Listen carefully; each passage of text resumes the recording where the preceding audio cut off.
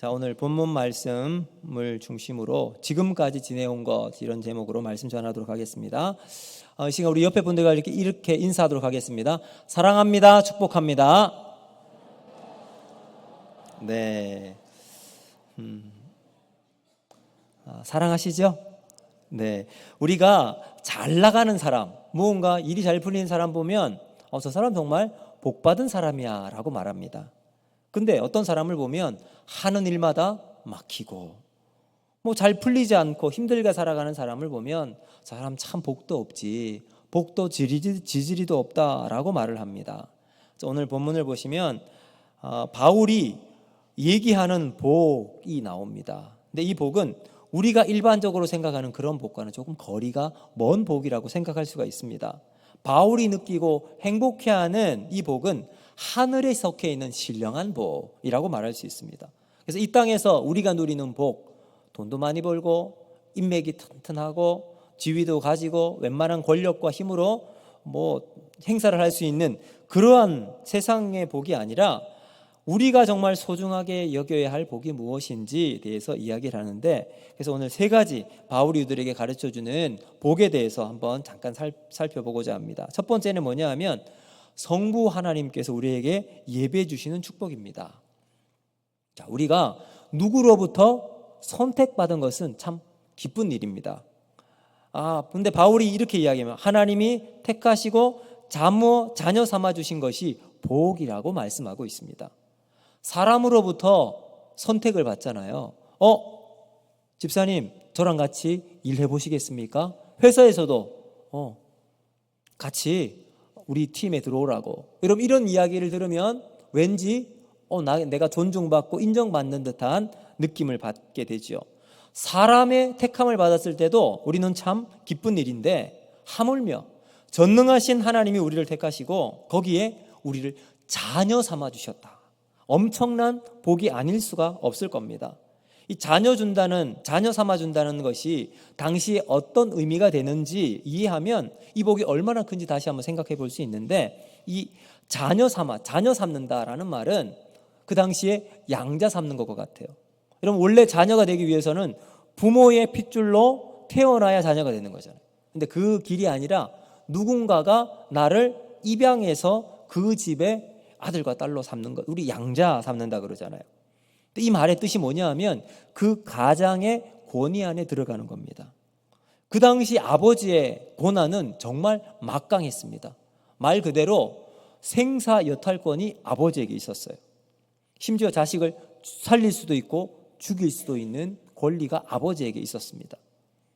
더군다나 자기 친자가 자기 아들이 시원치 않잖아요. 그러면 그 아들 배척하고 멀리하고 양자로 입양할 수도 있었습니다. 자, 그런데 양자를 삼기 위해서는 두 가지 조건이 있어야 되는데, 첫 번째는 뭐냐면 양자를 삼고자 하는 사람의 친아버지가 친부권을 포기하는 거예요. 부권을 포기하는 거예요.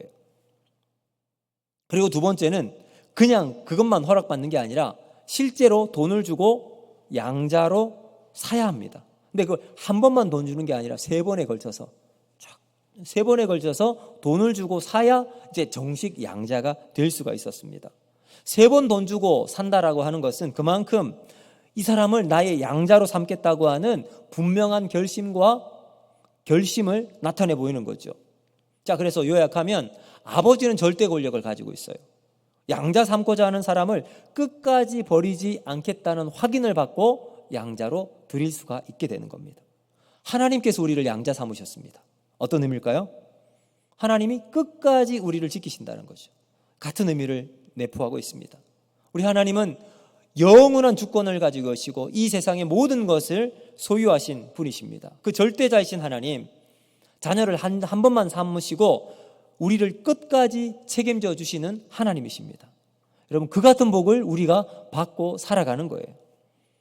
그럼에도 불구하고 우리는 그 하나님의 복을 너무나도 가볍게 여기면서 이 축복을 복으로 여기지 못하고 살아가고 있었던 우리의 모습을 다시 한번 돌아보면서 하나님, 우리를 자녀 삼으신 하나님의 사랑을 기억하고 감사하며 살아가는 저와 여러분이 되기를 바랍니다.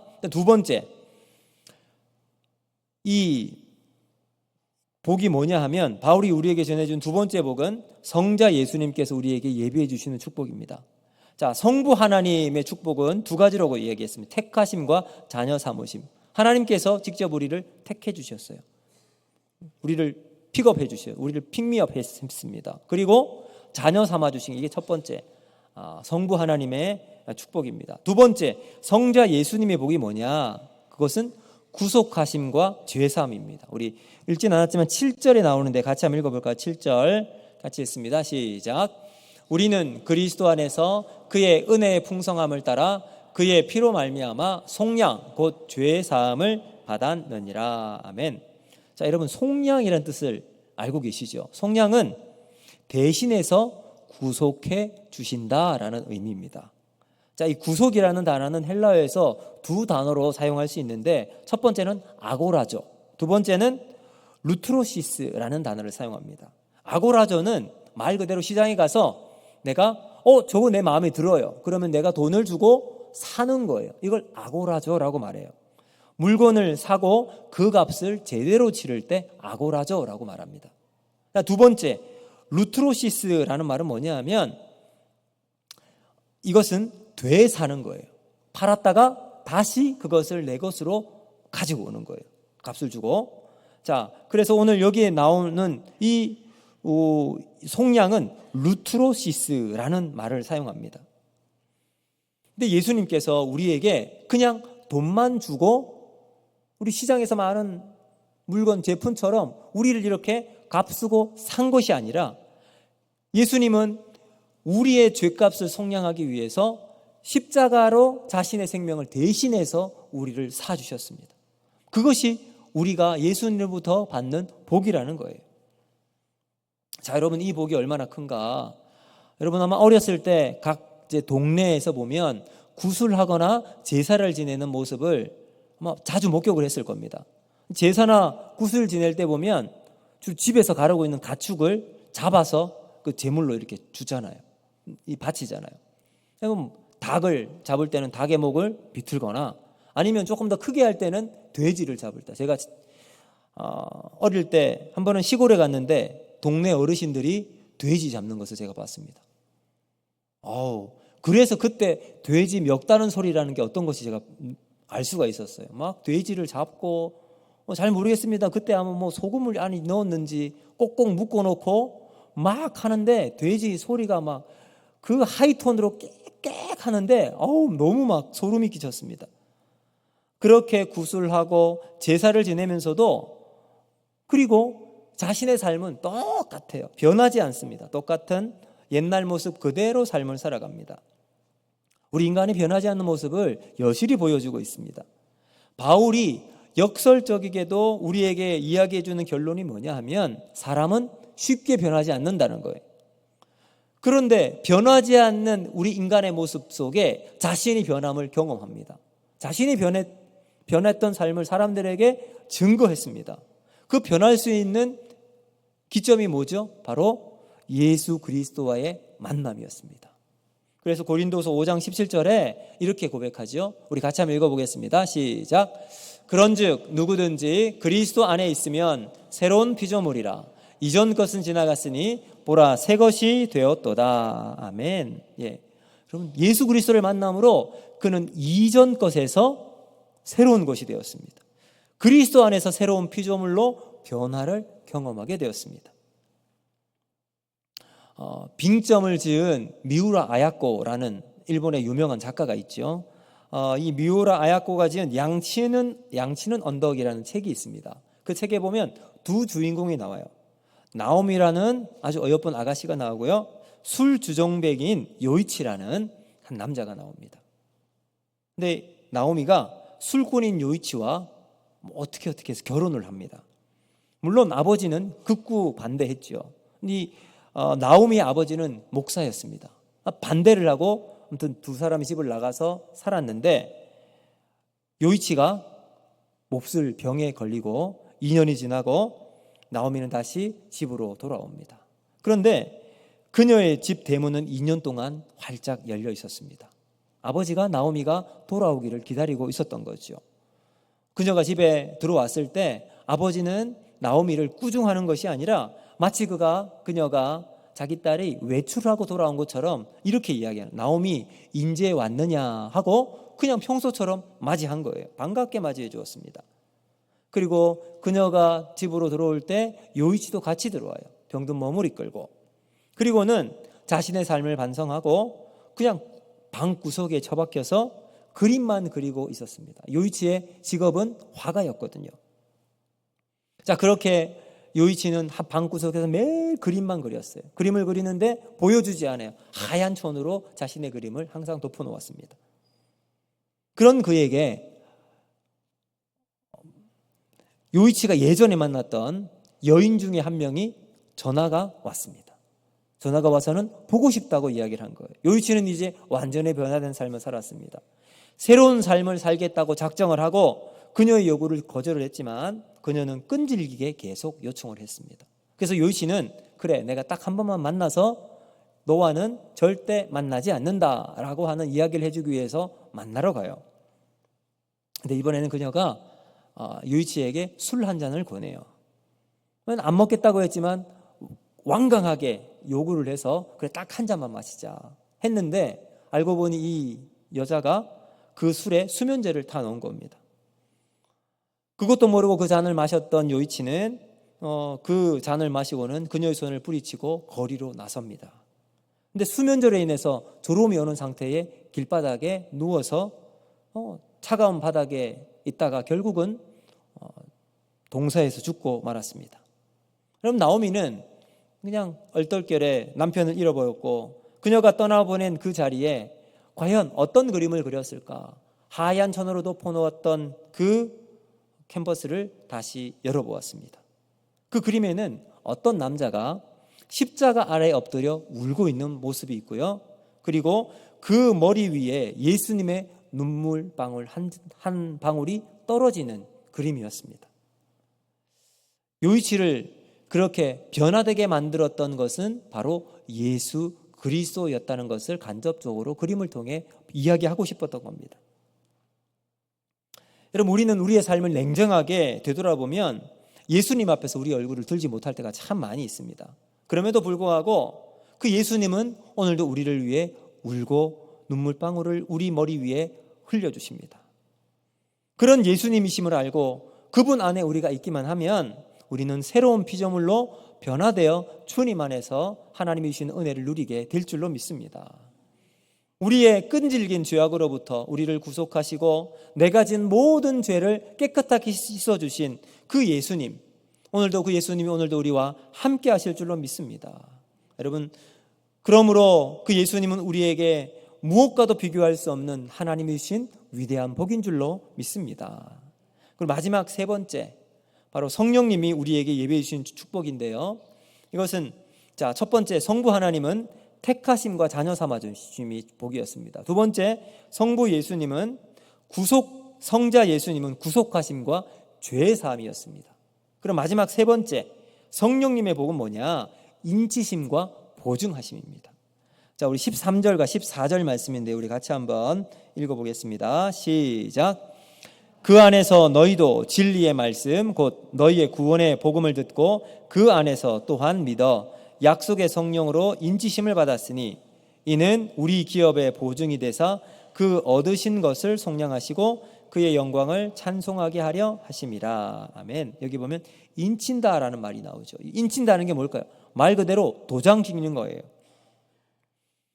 안전과 불가침 그리고 소유를 확실히 하기 위해서 도장을 찍어요.